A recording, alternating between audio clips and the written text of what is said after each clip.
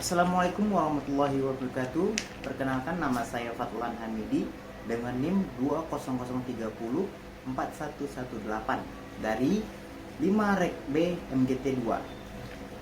Pada video kali ini saya akan sedikit membahas mengenai materi dari pertemuan kedua sampai ke-7. Di pertemuan kedua kita memiliki materi yakni perilaku individu dalam organisasi. Mengenai perilaku individu, itu merupakan suatu perilaku atau interaksi yang dilakukan oleh manusia di lingkungannya. Setiap individu memiliki kepribadi yang berbeda. Oleh karena itu, perlu suatu individu agar sesuatu yang berbeda dapat terpenuhi dengan kinerja sama antar individu. Berbicara mengenai organisasi, perilaku organisasi merupakan ilmu pengetahuan yang membahas tentang dampak perseorangan, kelompok, dan struktur dalam perilaku organisasi dengan tujuan memperbaiki efektivitas organisasi. Pendekatan untuk memahami individu. Yang pertama, pendekatan kognitif. Yang kedua itu ada pendekatan penguatan.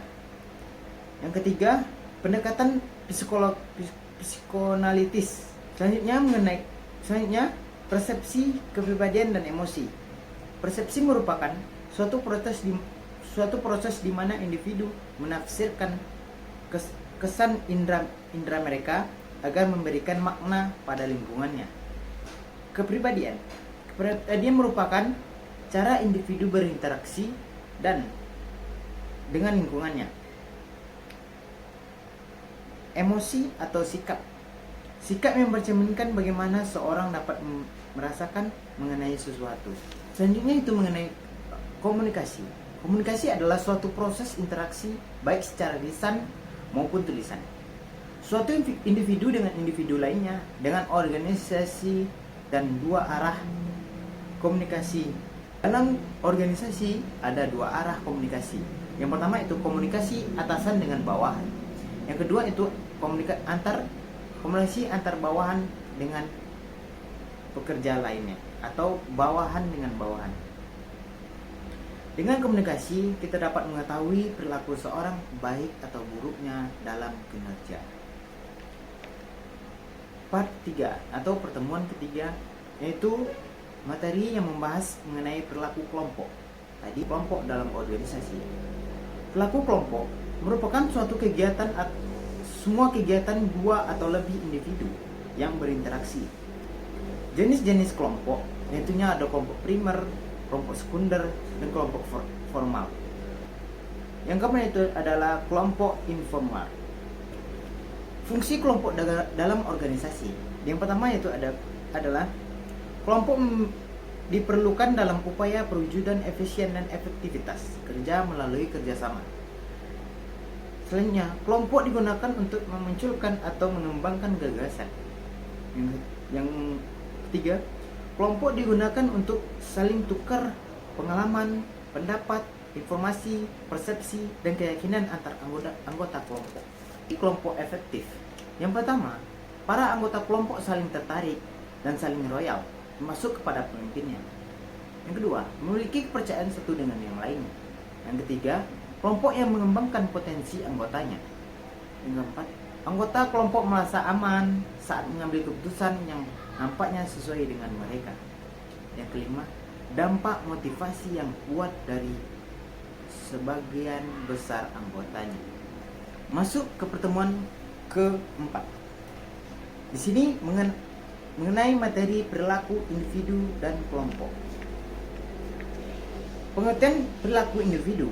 Individu merupakan tingkah laku atau rekreasi seorang terhadap lingkungan. Sedangkan individu adalah pribadi orang atau organisme yang hidupnya sendiri. Jadi, perilaku individu adalah aktivitas seorang yang dilakukan sehari-hari. Faktor yang mempengaruhi perilaku individu. Satu, ada kepribadiannya. Yang kedua, ada persepsi, sikap. Yang keempat, kemampuan. biografis mengenai jenis-jenis kebutuhan individu. Yang pertama, kebutuhan keamanan. Kedua, kebutuhan kasih sayang. Ketiga, kebutuhan harga diri. Yang keempat, kebutuhan aktualisasi. Yang kelima, kebutuhan psikologi.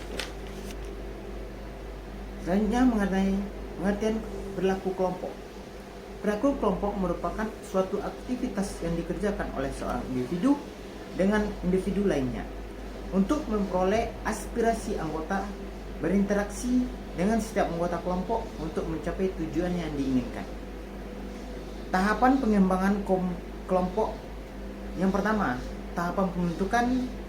Kedua, tahapan keributan. Yang ketiga, tahapan pengetahuan. Yang keempat, tahapan pelaksanaan. Yang kelima, tahapan pengakhiran. Part kelima, yaitu mengenai konsep evaluasi kinerja.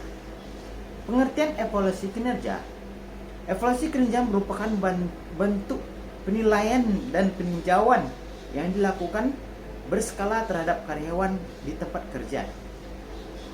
Pada umumnya penilaian ini dilakukan setiap tahun pada periode-periode tertentu secara reguler. Aspek-aspek penilaian evaluasi kinerja. Yang pertama yaitu kemampuan teknis. Yang kedua, kemampuan konseptual.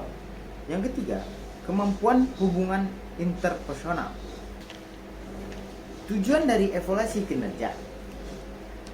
Yang pertama yaitu ada tujuan evaluasi untuk menjamin pencapaian sasaran dan tujuan perusahaan. Mengidentifikasi potensi pengembangan karyawan untuk membuat organisasi lebih produktif, untuk memberikan data kompensasi karyawan yang sesuai. Manfaat-manfaat dari evaluasi kinerja. 1. Sebagai dasar dalam pengambilan keputusan yang digunakan untuk kebaikan perusahaan. Yang kelima, untuk mengukur sejauh mana karyawan dapat menyelesaikan pekerjaannya sesuai dengan keinginan para perusahaan. Yang ketiga, sebagai dasar mengevaluasi efektivitas keseluruhan kegiatan dalam perusahaan. Yang keempat, sebagai dasar untuk mengevaluasi program latihan dan keefektifan jadwal kerja, metode kerja, struktur organisasi, gaya pengawasan, kondisi serta pengawasannya sendiri. 5. Sebagai indikator untuk menentukan kebutuhan akan latihan bagi karyawan yang ada di dalam organisasi. Jenis-jenis evaluasi kinerja. Yang pertama yaitu ada performance standard, tolak ukur kinerja, yaitu ada fidelity, agreement, liaison, objektif.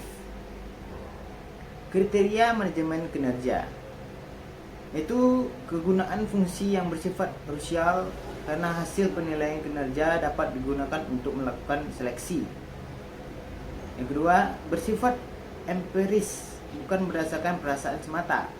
Yang ketiga, sensitivitas kriteria. Kriteria ini menunjukkan hasil yang relevan.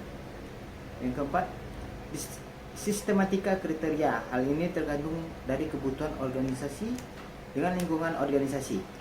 Kriteria yang sistematis tidak selalu baik. Selanjutnya lanjut ke part 6, yaitu mengenai standar kinerja.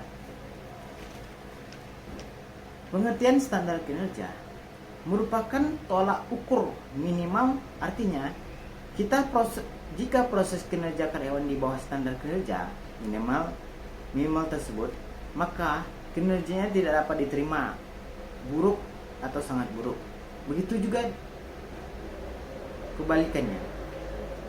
Fungsi standar kinerja. Fungsi utama standar kinerja adalah sebagai tolak ukur untuk menentukan keberhasilan kinerja dalam melaksanakan kerjaannya. Terdapat beberapa fungsi kinerja di antaranya, yaitu kapasitas untuk melakukan yang berkaitan dengan derajat hubungan proses dalam individu antara tugas dan keahlian, kemampuan dan pengalaman. Yang kedua, kesempatan melakukan melakukan yang berkaitan dengan tersedia teknologi. Yang ketiga, kerelaan untuk melakukan yang berhubungan dengan hasrat dan untuk menggunakan usaha mencapai kinerja. Pengembangan standar kinerja. Yang pertama ada hubungan relevannya dengan strategi perusahaan. Kedua, mencerminkan keseluruhan tanggung jawab karyawan dalam melaksanakan pekerjaannya. Misal, tanggung jawab seorang tenaga kerja pemasaran. Yang kedua, memperhatikan teknologi dan proses produksi kinerja karyawan. 4. Sensitif. Mampu membedakan antara kinerja yang dapat diterima dan tidak dapat diterima. Yang kelima, memberikan tantangan kepada karyawan menunjukkan ukuran dari kinerja minimal sampai kinerja maksimal yang dapat diterima oleh organisasi. Kriteria mengukur dan menilai kinerja. Kriteria mengukur kinerja itu ada kuantitatif, seberapa banyak. Ukuran kuantitatif merupakan ukuran yang paling mudah untuk disusun dan diukur. Kualitatif itu berapa baik. Melukiskan berapa baik atau berapa lengkap hasil harus dicapai. Ketetapan waktu pelaksanaan tugas untuk menyelesaikan produk, kriteria yang menentukan keterbatasan waktu. Yang keempat, keefektifan penggunaan sumber organisasi. 5. Cara melakukan pekerjaan dilakukan sebagai standar kinerja jika kontak personal, sikap personal atau perilaku karyawan merupakan faktor tentu keberhasilan pelaksanaan pekerjaan. Pertemuan ketujuh yaitu mengenai instrumen evaluasi kinerja. Pengembangan instrumen sebagai bagian dari ilmu penelitian evaluasi kinerja menggunakan metode ilmiah seperti penelitian lainnya dan mengumpulkan informasi mengenai kerja pegawai. Langkah pertama, pegawai melaksanakan tugas kinerja. Yang kedua, kinerja pegawai dalam mencapai tujuannya. Yang ketiga, kinerja akhir pegawai. Yang keempat, penilaian instrumen evaluasi kerja. Isi instrumen itu ada nama organisasi atau perusahaan, identitas karyawan, identitas penilai, masa periode penilai, butir-butir indikator kinerja, deskriptor, level kinerja, dan lain-lain. Skala penilaian. Ada evaluasi kinerja merupakan proses pengukuran, yaitu mengukur kinerja karyawan. Ada pengukuran, yaitu menetapkan angka atau kinerja untuk menunjukkan adanya perbedaan. Pengukuran terdiri dari 4 skala, yaitu skala nominal, skala ordinal, skala internal. 4 ada rasio, merupakan skala paling tinggi yang memungkinkan operasi matematika. Yang 3 yaitu deskriptor, level kerja, adalah skala atau bobot yang melukiskan tingkatan kinerja untuk setiap indikator kerja karyawan agar evaluasi kinerja bersifat sensitif. Artinya dapat membedakan kinerja karyawan yang sangat baik dan baik dan kinerja karyawan yang sedang buruk dan sangat buruk. Baiklah, saya Fadlan Hamidi, saya mengucapkan terima kasih banyak. Assalamualaikum warahmatullahi wabarakatuh.